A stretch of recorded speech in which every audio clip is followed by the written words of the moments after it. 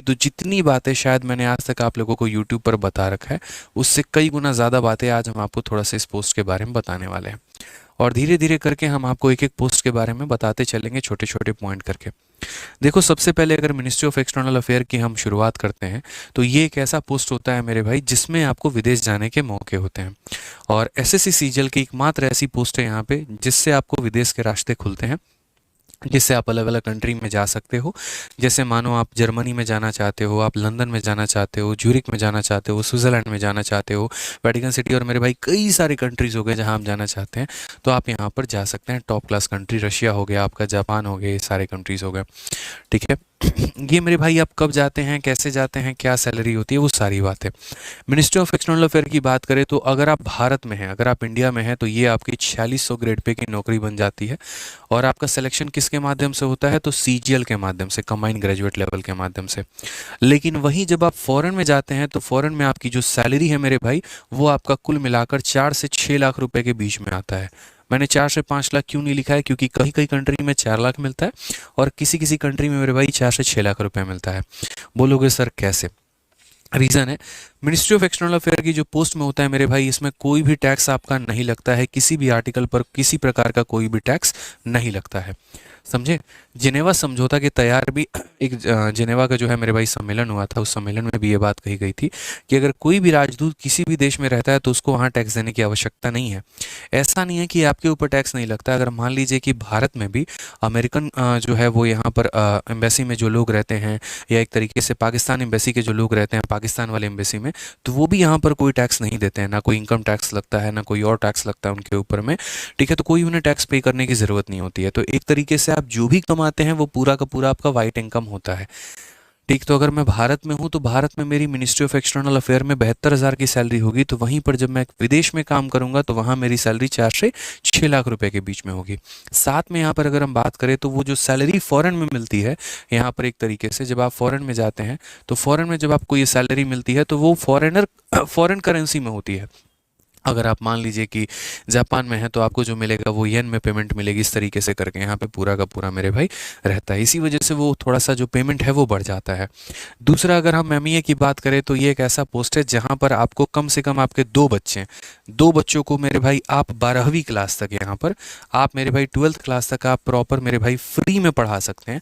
और फ्री में क्या पढ़ा सकते हैं, तो इसका जो पूरा का पूरा जो खर्चा है वो सरकार उठाती है। फ्री एजुकेशन आपको मिलता है। आप चाहो तो मेरे भाई इंडिया में पढ़ा सकते हो और आप चाहो तो यहाँ विदेश में पढ़ा सकते हो, पूरा जो खर्चा है वो सरकार उठाएगी। इसी वजह से, जिससे मेरी बात हो रही थी तो उन्होंने कहा भी कि जो हमारे सेक्शन ऑफिसर हैं, क्योंकि आप लोग जो ज्वाइन करते हो एमईए में, तो मिनिस्ट्री ऑफ एक्सटर्नल अफेयर में आप एएसओ पोस्ट पे ज्वाइन करते हो, लेकिन बाद में आपका प्रमोशन होकर सेक्शन ऑफिसर बन जाते हैं। तो उन्होंने कहा कि हमारे जो सेक्शन ऑफिसर हैं उनकी बेटी खुद लंदन से पढ़ाई कर रही हैं, और इसी वजह से बहुत सारे जितने भी लगभग एमईए वाले लोग होते हैं तो वो अपने बच्चों को विदेश में ही पढ़ाते हैं। भैया, जब फ्री में ही पढ़ाना है तो फिर इंडिया में क्यों पढ़ाएं, फिर फॉरेन में क्यों ना पढ़ाएं? तो उनके मन में ये इच्छा रहती है। तो कम से कम अगर आपके 3 बच्चे हैं तो सरकार 2 का खर्चा देगी, 1 का खर्चा आपको खुद उठाना होगा। 2 बच्चों को 12वीं क्लास तक फ्री में आप पढ़ा सकते हैं। आप जिस भी कंट्री में हैं उस कंट्री के टॉप स्कूल में, उसका पूरा खर्चा जो है वो सरकार उठाती है। इसके अलावा अगर मान लीजिए आपको पूरा का पूरा मेरे भाई हेल्थ का फ्री बेनिफिट मिलता है, आप यहाँ पर एक तरीके से फ्री हेल्थ ट्रीटमेंट या फ्री ट्रीटमेंट करवा सकते हैं पूरी फैमिली का अपना, आप जहाँ पर भी रहते हैं। अगर आप इंडिया में हैं तो इंडिया में करवाइए, और अगर आप फॉरेन में रहते हैं तो आप फॉरेन में करवाइए। इसका भी जो पूरा का पूरा खर्चा है वो सरकार उठाती है। इसके अलावा जो सबसे मज़े की बात आई वो मेरे भाई एक और बात जानने को मिली, वो यहाँ पर ये थी कि जैसे आपके लिए जनरली अगर मान लीजिए कि भारत में आप आईआईटी में या एनआईटी में एडमिशन चाहते हैं तो आपको एआई ट्रिपल ई का मतलब पूरा जो कंपटीशन का एग्ज़ाम है वो देना पड़ता है और उसमें अच्छा रैंक लाना पड़ता है, तो मेरे भाई सिलेक्शन होता है। लेकिन अगर आप एमईए में हैं तो आपके बच्चों का मेरे भाई एनआईटी कॉलेजेस में, बड़े ध्यान से समझिएगा, एनआईटी कॉलेजेस में एडमिशन हो सकता है। कंडीशन ये होगा कि 12th में 50% मार्क्स हो और एआई ट्रिपल ई का पेपर उन्होंने दिया हुआ हो। उन्होंने पास किया है कि फेल किया है वो बात की बात है, पेपर उन्होंने दिया हुआ हो, ये बहुत इंपॉर्टेंट होता है क्योंकि फ्री रिकमेंडेशंस उनको मिलता है। ठीक है। फ्री रिकमेंडेशंस उनको मिलता है, इस बात को ध्यान रखो। ठीक है, एक रिकमेंडेशन लेटर होता है, अगर वो लिख दिया जाएगा तो एनआईटी कॉलेजेस में मिलते हैं। बट मेरे भाई आप बोलोगे अरे यार एनआईटी में एडमिशन मिल गया तो बहुत अच्छी बात है, बट एक और बात बता दे, तो एनआईटी में मेरे भाई एडमिशन जो है वो मिल तो जाता है बट लोग लेते नहीं हैं। रीज़न यहाँ पे क्योंकि जो बच्चे मेरे भाई जैसे मानो बचपन से पढ़ रहा है वो लंदन में, तो फिर वो इंडिया में एनआईटी में क्यों आएगा? फिर वहीं के वो यूनिवर्सिटीज़ में हार्वर्ड होकर बाकी यूनिवर्सिटीज़ होकर वहाँ से पढ़ाई कंटिन्यू करते हैं। ठीक है, थोड़ी और अच्छी और उच्च लेवल की शिक्षा जो है वो प्राप्त करते हैं। बहुत कम लोग ऐसे होते हैं जो विदेश छोड़कर वापस से इंडिया में आते हैं। ठीक है, इसके अलावा अगर हम आपको बेनिफिट बताएं तो मान लीजिए कि आपका यहाँ पर जॉब लग जाता है और आपके स्पाउस यानी आपकी जो मैडम है, महिला मित्र हैं जिनसे आपकी शादी हो रखी है, अगर वो भारत में किसी भी सरकारी मंत्रालय में है, किसी भी सरकारी मंत्रालय में है, ठीक है, तो यहाँ पर उनको 6 महीने की लीव ग्रांट कर दी जाती है। इसी वजह से क्योंकि आप मेरे भाई विदेश में हैं, जैसे मानो मैं हूँ और आज मेरी पोस्टिंग जर्मनी में आ गई और मेरी वाइफ टीचर है, तो मेरी वाइफ को 6 महीने की लीव मिल जाएगी सेटलमेंट के लिए कि आप जाइए अपने हस्बैंड के साथ और उनका एक तरीके से सेटलमेंट करवाइए वहाँ पे। तो एक ट्रांसफ़र में मतलब एक पोस्टिंग में मेरे भाई 6 महीने की छुट्टी होती है। मानो 3 साल तक मैं चाइना में रहा, अगले 3 साल तक मेरे भाई मैं जापान गया, तो चाइना के लिए मुझे 6 महीने की छुट्टी मिलेगी, जापान के लिए फिर मुझे 6 महीने की छुट्टी मिलेगी। ये एक अलग ही बेनिफिट होता है। ठीक है, इसके अलावा एक और चीज़ हम आपको बताएं तो जो एमईए पोस्ट में जितने भी लोग होते हैं उनको मेरे भाई देखो, इंडिया में 3 तरह के पासपोर्ट होते हैं, मैंने पहले भी बताया है। एक हमारा वाइट कलर का होता है, एक मरून कलर का होता है और एक ब्लू कलर का होता है। जो ब्लू कलर का पासपोर्ट होता है दोस्त यहाँ पे, ठीक है, मैं आपको और भी बेनिफिट्स इसके बताता हूँ, क्योंकि ये चीज़ें होती है ना ज़िंदगी में मोटिवेट बहुत करती हैं यार आगे बढ़ने के लिए। ठीक है, तो मैं आपको थोड़ा सा पॉइंट आपको और बताऊं तो जो ब्लू कलर का जैसे हमारा पासपोर्ट होता है, तो ब्लू कलर का पासपोर्ट क्या रहता है कि नॉर्मली किसी भी सिटीजन के लिए होता है। कोई भी इंडियन सिटीजन जो है, मैं हूँ, आप हैं, शाहरुख खान है या कोई भी है मेरे भाई, तो सबके लिए यहाँ पे रहेगा। ठीक है, सलमान खान, कोई भी हो मेरे भाई, तो सबके लिए यहाँ पे रहेगा ब्लू कलर का पासपोर्ट। लेकिन जो लोग मेरे भाई एमईए में काम करते हैं तो उनको ब्लू कलर का पासपोर्ट नहीं मिलता है मेरे भाई, उनको वाइट कलर का पासपोर्ट मिलता है। और वाइट कलर का पासपोर्ट जो होता है एक तरीके से सारे के सारे ऑफिशियल्स के लिए होता है, जो भी लोग मेरे भाई काम करते हैं गवर्नमेंट सेक्टर में। और मेरे भाई जो दूसरा होता है मरून कलर का, अगर आप करेंगे मैं आपको दिखा दूंगा, तो मरून कलर का जो पासपोर्ट होता है ना, वो मरून कलर का पासपोर्ट जितने भी डिप्लोमेट होते हैं, ठीक है, जो राज एक तरीके से डिप्लोमेट का मतलब जैसे अजीत डोभाल हो गए, आपके ब्यूरोक्रेट हो गए, जो एक कंट्री से दूसरे कंट्री किसी मीटिंग के लिए जा रहे हैं, सरकारी पर्पस के लिए जा रहे हैं, तो मेरे भाई उनको यहाँ पर ये पासपोर्ट मिलता है। ठीक है, तो अगर हम बात करें तो व्हाइट कलर का पासपोर्ट जो है वो ऑफिशियल है। ठीक है, अब इस व्हाइट कलर के पासपोर्ट का हम आपको फ़ायदा बताते हैं। अगर ये व्हाइट कलर का पासपोर्ट आपके पास है तो आप कहीं पर भी मेरे भाई जाएंगे, किसी भी एयरपोर्ट पर जाएंगे तो आपकी चेकिंग नहीं होती है। ये मैं आपको बहुत स्पष्ट रूप से बता दे रहा हूँ। बड़े से बड़ा व्यक्ति भी क्यों ना हो मेरे भाई, उसको चेक किया जाता है, पूरी चेकिंग उसकी बॉडी की होती है, उसकी पूरी लगेज की चेकिंग होती है। आपका बॉडी कोई नहीं चेक कर सकता, इस बात को ध्यान रखना। ठीक है, आप क्या कैरी कर रहे हो, क्या कैरी नहीं कर रहे, कोई चेक नहीं करता है, क्योंकि आप एक कंट्री को रिप्रेजेंट करते हैं। इसी वजह से कभी भी आप एयरपोर्ट जाएंगे, आपके लगेज की चेकिंग होगी लेकिन आपकी चेकिंग नहीं होगी। और आपकी लगेज की भी चेकिंग कई बार नहीं होती है, अगर आपने अपने गवर्नमेंट अपने अपने ऑफिस से लिखवा रखा है कि ये मेरे भाई सरकारी दस्तावेज है या सरकारी प्रॉपर्टी है, तो वहाँ पर सिक्योरिटी आपके लगेज को भी चेक नहीं करेगी। ये भी एक बात तय है। तो ये एक बेनिफिट होता है आपका यहाँ पे। आपको छोटी बात लग रही हो, लेकिन आप फील करिए कि जब आप एयरपोर्ट पर एंटर कर रहे हैं और बड़ा से बड़ा व्यक्ति भी लाइन में लग के उसका सिक्योरिटी चेकअप हो रहा है और आप यूं आते हैं और निकल जाते हैं और कोई चेक भी नहीं करता है आपको, तो एक अपने आप में पावर हो जाता है। दूसरी बात अगर हम बात करें तो और खतरनाक चीज़ें भी आपको बताने वाले हैं, और वो मेरे भाई क्या होता है, जब आप एमईए लगते हैं, जब आप एक तरीके से किसी एम्बेसी में काम करते हैं, तो एम्बेसी की बड़ी प्यारी परिभाषा होती है कि a country with in a country, यानी वो खुद में अपने आप में एक देश है। अगर मान लीजिए कि अमेरिका में इंडिया का कोई एम्बेसी है, तो वो मेरे भाई अमेरिका के क्षेत्र में नहीं है, वो अमेरिका के ज़मीन पर नहीं है, वो भारतीय एम्बेसी है, वो भारत के ज़मीन पर है, और वहाँ पर जो नियम कानून चलेंगे वो भारत के चलेंगे। एग्जाम्पल के तौर पे जैसे मानो कि मैं एमईए में as a section ASO job करता हूँ और मेरा पोस्टिंग है लंदन में, और लंदन में मैं वहाँ पर जॉब कर रहा हूँ इंडियन एम्बेसी में, और मैंने किसी का मर्डर कर दिया, एग्जाम्पल मैं कह रहा हूँ, मैंने कोई क्राइम ऑफेंड कर दिया, मैंने गाड़ी से किसी को ठोक दिया, तो मेरे भाई वहाँ पर पुलिस मुझे अरेस्ट भी नहीं कर सकती है। ये मैं आपको क्लियरली कह रहा हूँ। कोई भी लोकल पुलिस आपको डिटेन नहीं कर सकता है, अरेस्ट नहीं कर सकता है। अगर आपने बहुत एक हीनियस क्राइम किया है, देखिए 2 तरह का क्राइम होता है, एक सिविल ऑफेंस होता है, मतलब एक आपको नॉर्मल जो मतलब चाकू छुड़ा गोली वोली मारना, तो ये क्राइम हो गया नॉर्मल, और एक सिविल होता है, दोनों अलग अलग होते हैं। तो अगर किसी प्रकार का आप कोई क्राइम करते हैं तो वहाँ की पुलिस जो है, आपके अथॉरिटी यहाँ पर जो लोग बैठे हुए हैं मंत्रालय में या जो आपके मेरे भाई डिपार्टमेंट के हैं, तो उनको इन्फॉर्म करती है, और उसके बाद तब आपको वहाँ से यहाँ भारत में बुलाया जाता है और आपका जो कानूनी कार्रवाई जो चलती है वो भारत के लॉ के अकॉर्डिंग चलती है। आपको वहाँ पर सड़ने के लिए नहीं छोड़ दिया जाता, वहाँ के नियम कानून के अनुसार नहीं चलता है। वैसे तो सऊदी अरेबिया में मेरे भाई चोरी करने पे हाथ काट दिया जाता है, ठीक है, खून करने पे गोली मार दिया जाता है, एक खून के बदले दूसरा खून होना चाहिए। तो अगर वैसा होने लगा तब तो कहानी खत्म ही हो जाएगी। तो ये समझौता है मेरे भाई, इंडिया और बाकी कंट्रीज के बीच में एक समझौता है। अगर मान लीजिए कि आप कोई भी क्राइम किसी भी कंट्री में करते हैं तो आपको उस कंट्री का जो है एक तरीके से वहाँ पर मतलब उसके कोर्ट में आपकी पेशी नहीं होगी, वहाँ के नियम के अनुसार आपके ऊपर कार्रवाई नहीं की जाएगी, आपको भारत भेजा जाएगा और आपका जो भी मेरे भाई कानूनी प्रक्रिया के हिसाब से जो भी केस चलेगा वो भारत में चलेगा और सजा भी आपको भारत के हिसाब से मिलेगी, ठीक है। तो ये एक बड़ा होता है। नेक्स्ट अगर बात करें तो जैसे एमईए में आपका प्रमोशन होकर जब आगे चल के आप सेक्शन ऑफिसर बन जाते हैं या कोई और अधिकारी बन जाते हैं तो मेरे भाई जो गाड़ी मिलती है तो उसका एक नंबर प्लेट ही अलग होता है। जैसे अगर आप इंडिया में बहुत सारी गाड़ी देखेंगे उनके पीछे ऐसे स्टार लगा होगा, ठीक है। कई बार ऐसा होता है नंबर प्लेट नहीं लगा होता है, ये मेरे भाई आर्मी का हो जाता है या एक तरीके से बहुत टॉप ऑफिशियल्स और ब्यूरोक्रेट के हो जाते हैं।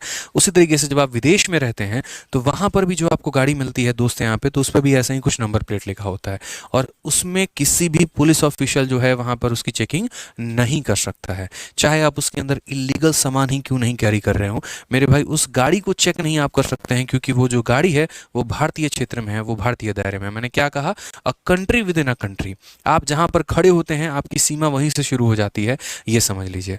आपकी गाड़ी जो है वहाँ पर वो फॉरेन में विदेश की वो गाड़ी नहीं होती है मेरे भाई, वो अपने आप में एक भारतीय गाड़ी बन जाती है और उसको हाथ लगाने का मतलब मेरे भाई एक देश को सर्च करने के बराबर होता है, ठीक है। तो वो भी चेकिंग वहाँ पर नहीं हो सकता है। इसी वजह से कई बार ऐसा भी आया भी कि जो नॉर्मल कंट्रीज हो गए, जो छोटी कंट्रीज हो गए यहाँ पे, जैसे आप अगर एक तरीके से देखेंगे ये जो निग्रोज हो गए, जैसे अगर हम बात करते हैं तो lower countries south African countries हो गए जो एकदम है, तो वो क्या करते हैं इंडिया में जो उनकी एम्बेसी होती है तो वो इलीगल ट्रेडिंग भी कर रहे होते हैं। और इसका मेरे भाई भनक अभी पुलिस को लगा था, तो यहाँ पर इंडिया के भी जो लॉ हैं इंडिया के भी जो पुलिस ऑफिसर्स हैं वो उनके ऊपर एक्शन नहीं ले सकते हैं, ठीक है। वो जैसे नाइजीरियन जितने भी हो गए यहाँ पे थोड़े बहुत जो दिल्ली में अमेरिका साइड में यार कहीं कहीं पे रहते हैं, तो अभी मेरे भाई वो ऐसे ही गाड़ियों में थोड़ा बहुत इलीगल ट्रेडिंग भी कर रहे होते हैं, लेकिन पुलिस उस पर डायरेक्ट एक्शन नहीं ले सकती है। तो पुलिस एक तरीके से उनके मंत्रालय में उनको पर्टिकुलरली इन्फॉर्म करती है और वहाँ का मंत्रालय उनके ऊपर कार्रवाई करता है, ठीक है। लेकिन यहाँ पर एक तरीके से अगर हम बात करें तो आप उनके ऊपर कोई एक्शन नहीं ले सकते हैं। इनफैक्ट अगर आप कभी किसी कंट्री में हैं और वहाँ बहुत हाई स्पीड में आपने जो है गाड़ी चलाई और वहाँ का जो है एक तरीके से ट्रैफिक का नियम तोड़ दिया, तो भी जो वहाँ का चालान कटेगा, जो वहाँ का पर्ची कटेगा मेरे भाई, तो आपके नाम पर नहीं कटेगा, उसका पर्ची भी आपको आके भारत के कोर्ट में भरना होगा।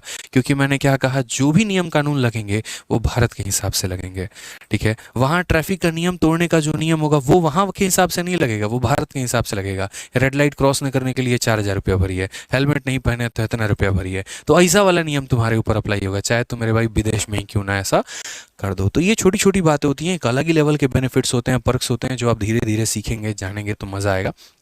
इसीलिए कहा जाता है पढ़ लो, ठीक है। अभी तो मैंने एक पोस्ट के बारे में यहाँ पर आपको बताया, अभी तो कई सारे पोस्ट हैं जिसके बारे में जानकारी अथाह है, जिसके बारे में बताना है, ठीक है। तो बहुत इंटरेस्ट आता है मुझे छोटी छोटी चीज़ों को जानने में। अक्सर कोई मुझे पूछे कि सबसे ज़्यादा खुशी आपको किस चीज़ में मिलती है, तो सीखने में, ठीक है। पहला सीखने में, दूसरा सिखाने में, दो ही चीज़ें मुझे आती हैं और मुझे इसमें बहुत मोटिवेशन मिलता है, ठीक है। जब मैं कोई कोई नई बातें सीखता हूँ तो मुझे हमेशा लगता है यार मैं आज जाके ना बच्चों को बताऊँगा, मैं सिखाऊंगा उनको कि यार तुम जहाँ जी रहे हो, तुम यहाँ पर हो, जहाँ पर अभी तुम खड़े हो, जहाँ तुम बैठे हो, ये बहुत छोटी ज़िंदगी है। अभी तो दुनिया देखा ही नहीं है आप लोगों ने, असल में दुनिया क्या है, असल में ज़िंदगी क्या है, अभी तो बहुत कुछ देखना बाकी है, ठीक है। अभी ज़्यादा ज़्यादा होता है 10 रुपये का जाके बर्गर खा लेते हो, थोड़ा सा शॉपिंग कर लेते हो, ठीक है। लेकिन अभी तो पूरा देश दुनिया सब कुछ घूमना बाकी है यार, ठीक है। और बहुत मुश्किल नहीं है, बस एक छोटा सा एग्जाम होता है, सीजीएल का पेपर होता है, ढंग से तैयारी अगर हम करेंगे तो उसमें सिलेक्शन ले सकते हैं। कोई बच्चा फिर ये ना बोले अरे सर आप तो यूं ही छोटा बोल रहे हैं, आपको क्या पता सीजीएल है। भाई साहब क्वालिफाइड हूँ, सेलेक्टेड हूँ सीजीएल से, इस वजह से कह रहा हूँ। नहीं होता तो मैं ये शब्द नहीं बोलता, सिलेक्शन लिया है, पता है रास्ते कहीं पर मुश्किल भी हैं, रास्ते कहीं पर आसान भी हैं, सबसे ज़्यादा आसान उसको आपकी डेडिकेशन बनाती है। तसल्ली से मेहनत करो, तरीके से मेहनत करो, ईमानदारी रखो अपने मन में, ठीक है। एक पर्टिकुलर रूटीन बना के रखो तो आराम से हो सकता है, कुछ भी इम्पॉसिबल नहीं है, ठीक है। क्योंकि जो सिलेक्शन लेते हैं वो किसी और ग्रह से तो नहीं आते ना भाई, वो भी तो इसी ग्रह के लोग हैं। जब उनका हो जाता है तो आपका क्यों नहीं होता, ठीक है। तो ये सारे पर्क्स जितने भी हमने गिनाए ये सब आपको मिल सकता है, और कितने, तो मात्र 1.5 साल के अंदर में। सोचो, कई बार बोलता भी हूँ मैं बच्चों को, ऑफलाइन में ही बोलता हूँ कि अगर मैं तुम्हें तुम्हारी सिलेक्शन की झांकी अभी दिखा दूं। इमेजिन करो, चलो आज से 2 साल बाद हम लोग चलते हैं। आपकी पोस्टिंग मेरे भाई लंदन में है, ठीक है, रशिया में है, चलिए मान लेते हैं। और मेरे भाई वहाँ पर पोस्टिंग, और आप सारे फ़ायदे उठा रहे हो, महीने का 4-5 लाख रुपया कमा रहे हो, आपके पास अच्छा खासा वो क्वार्टर भी है, अच्छा खासा पावरफुल जॉब भी है, ठीक है, पूरा बीवी बच्चों के साथ सब कुछ हो, बच्चे स्कूल में पढ़ते हैं, फीस नहीं देना है, ठीक है। क्योंकि भारत में इस समय सबसे महंगा क्या है मेरे भाई? किसी व्यक्ति का कमाया हुआ आधा पैसा उसके बच्चों को पढ़ाने में ही निकल जाता है। आज मैं बात कर रहा था, जो हमारे एक तरीके से रिलेशन में है, मामा जी हैं, हमारी गाड़ी भी चलाते रहते हैं। हमने उनसे पूछा कितना बच्चों का फीस लगता है, तो उन्होंने कहा 2500 रुपये स्कूल की फीस भरता हूँ, 3500 रुपये ट्यूशन की फीस भरता हूँ, 6000 रुपये तो उस व्यक्ति के मेरे भाई बच्चों के पढ़ाने पढ़ाने में ही निकल जाते हैं। और जो मकान लेकर वो शहर में रह रहे हैं, तो 4500 रुपये उस मकान का किराया है, 10,500 तो रुपये वही हो गया। जितना ये कमा रहे हैं सारा का सारा बच्चों की शिक्षा में लगा रहे हैं। ये पोस्ट ऐसी है जहाँ पर बच्चों के पढ़ाने के आपको पैसे ही नहीं देने पड़ते, सारा सरकार उठाती है। और करना क्या है तो मेरे भाई कुछ नहीं, चंद किताबें हैं, 2 साल हैं, डेडिकेशन के साथ पढ़ना है, सिलेक्शन हो जाएगा, अपना भविष्य भी सुधर जाएगा, आने वाली पीढ़ी का भी सुधर जाएगा, और पीछे माँ बाप जो है उनका भी सुधर जाएगा। तो और क्या चाहिए भाई? कर लो यार थोड़ी सी मेहनत।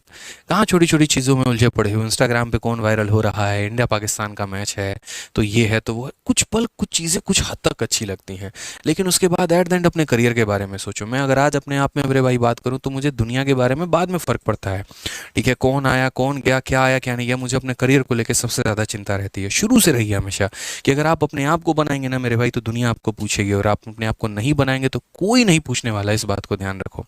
आज मेरे पापा आए थे, और आज ही मेरे भाई पापा जो है 5 महीने के बाद यहाँ आए हैं बिहार से, आज ट्रेन पकड़ के आए। तो वहीं पर उन्होंने कहा कि एक फलाने नाम के रिलेटिव है और उन्होंने अपनी बेटी के शादी का कार्ड भेजा है, और वो रिलेटिव इतने हैं कि ब्लड रिलेशन वाला रिलेशन है हमारा।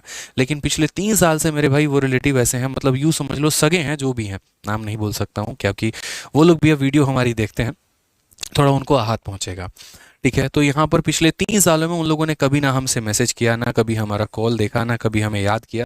कई मुसीबत में हम पड़ते चले गए, लेकिन उन लोगों ने कभी याद करना भी बेहतर नहीं समझा, बात करना भी बेहतर नहीं समझा। और जब आपका वक्त बदलता है ना, तो लोग आपके साथ साथ चलना शुरू कर देते हैं। उनको लगता है कि यार इसके साथ नहीं रहे तो मेरे भाई हम पीछे रह जाएंगे, किसी भी तरीके से इसका हाथ पैर पकड़ लो, शायद हम थोड़ा सा आगे बढ़ जाएं। तो जब हमारा वक्त बुरा था तब लोग धीरे धीरे धीरे धीरे साथ छोड़ते चले गए। अब जब वक्त मेरे भाई हर किसी के लिए तो समान रहता नहीं है, आप मेहनत करोगे आप भी वक्त का मतलब पूरा का पूरा चक्कर बदल के रख दोगे। तो जब आपका वक्त बदलेगा जिस तरीके से हमारा बदला, तो अब उन्हें याद आती है कि नहीं, हमारे दरवाजे पे हमारी बेटी की शादी है तो आप तो रहने चाहिए, आपकी गाड़ी लगी हुई होनी चाहिए वहाँ पे, ठीक है, आने से थोड़ी सी वैल्यू बढ़ जाएगी। इस तरीके से छोटी छोटी चीज़ें होती हैं। बट ये बात समझो, ठीक है, अगर मैं उन रिश्तेदारों के पीछे भागता, उनको मनाने के पीछे भागता, उनको यहाँ पर एक तरीके से उनके नज़रों के अच्छा बनने की कोशिश करता, मेरे भाई ज़िंदगी में ये वक्त कभी नहीं लेकर आ पाता। मैंने अपने आप को बनाने के पीछे भागा हूँ, ठीक है, मैं अपने सपनों के पीछे भागा हूँ, अपने कामयाबी के पीछे भागा हूँ, तब ये मेरे पीछे भाग के आते हैं, ठीक है। तो ज़िंदगी में आप भी है, कोई दोस्त है, अजीज़ फ्रेंड है, महिला मित्र है, या कोई भी है, एक्स वाई जेड है, कुछ भी है, अगर कोई आपकी वैल्यू नहीं करता मत भागो पीछे, अपने आप को बनाने में पीछे भागो, अपने सपनों के पीछे भागो। कौन तुम्हारी वजह से दुखी है, कौन तुम्हारी वजह से रो रहा है, कौन तुम्हारी वजह से खुश है, घंटा फर्क मत लो। एक बार समझाओ, 2 बार समझाओ, मान गए तो ठीक है, नहीं भैया तो राम राम भैया, हमें अपने करियर पे फोकस करना है। आज के समय दुनिया यार मेहनत कर करके आगे बढ़ती चली जा रही है, ठीक है। अंकित बयानपुरिया को ही आप देख लीजिए, वो लड़का कितना डेडिकेटेड है यार, उसको कोई फर्क नहीं पड़ता है कौन सुपरस्टार से मिला, आज जिस तरीके से मिलेगा कल वापस से राम राम भाई सारे ने, ठीक है, वहीं उसका डायलॉग रहेगा, उसी तरीके से वो अपने दिन की शुरुआत करेगा। अपने डाइट के साथ कोई चीटिंग नहीं, अपने काम के साथ कोई चीटिंग नहीं। और एक समय के अंदर मेरे भाई इतने फास्ट में इतना ग्रोथ मारा कि भैया मोदी जी बुलाते हैं, आइए सर आपके साथ वीडियो बनाते हैं, ठीक है। इस समय आप ही इंस्टाग्राम के सबसे वायरल सुपरस्टार हैं, ठीक है। तो कौन कहता है मेरे भाई शॉर्टकट से ही सफलता मिलती है? लोग जिस्म दिखा के पता नहीं इंस्टाग्राम पे वायरल हो रहे हैं, और एक इंसान मेरे भाई मेहनत के दम पे गीता पढ़ के, रामायण पढ़कर, और मेरे भाई बाकी अच्छी अच्छी बातें लोगों को बताकर भी वो वायरल हो रहा है। सोचो, ठीक है। तो मेहनत जिस क्षेत्र में करोगे, ईमानदारी से करोगे, कामयाबी झक मार के पीछे आएगी, और अगर नहीं करोगे तो भैया खत्म कहानी, बस कुछ नहीं हो सकता। बहाने हैं, दुनिया दे रही है, वैकेंसी कम आई थी तो नहीं हुआ सिलेक्शन, है जी, मेहनत नहीं किया नहीं होगा, 2 नंबर से रह गए तो नहीं हो पाया, अरे कोई नहीं, कट ऑफ के करीब तो पहुंचते पहुंचते रह गए थे, 2 नंबर से मेरा कट ऑफ रह गया। फालतू के चोचले बातें होती है दोस्त, ठीक है। मेहनत अगर है तुम्हारे अंदर, गुद्दा है तुम्हारे अंदर, दम है, तो भैया निकालो नौकरी, आगे बढ़ो, फालतू की बातें मत करो। कमर दर्द हर किसी का होता है पढ़ने में, हर किसी को मेरे भाई बोरिंग लगता है मैथ्स, हर किसी को जीएस बोरिंग लगता है, हर किसी को वोकैबुलरी भूलते जाता है। लोग मेहनत कर करके उसको रिटेन करते हैं, ठीक है। तो काफ़ी समय से मेरे अंदर में काफ़ी कुछ था जो हमने सोचा कि कभी बात की जाएगी आप लोगों से, आज सही वक्त लगा, इसी वजह से हमने बात की है। ठीक है। बाकी किसी दिन रहा तो एक डिटेल में मैं आपको एक्साइज इंस्पेक्टर के बारे में ही बताएंगे, क्योंकि हम खुद कस्टम्स में एक्साइज इंस्पेक्टर हैं, तो उसके बारे में भी हम बताएंगे, उसके लिए रोक के रखें। पसंद आ गया मेरे भाई तो वीडियो को लाइक करना और चैनल को सब्सक्राइब ज़रूर करना। ठीक है, ऐसे ही अच्छे अच्छे इन्फॉर्मेशन के लिए, ऐसे ही अच्छी अच्छी बातों के लिए मेरे भाई चैनल को सब्सक्राइब करते रहिएगा। ठीक है, ताकि आपको और भी नॉलेज की बातें हम आपको बताते रहें और आप सीखते रहें और जीवन में आगे बढ़ते रहें। कहीं पर कोई भी मेरी बातों से वैल्यू मिले, थोड़ा मोटिवेशन मिले, कहीं आगे मिले, तो अपना सपोर्ट ज़रूर दिखाना।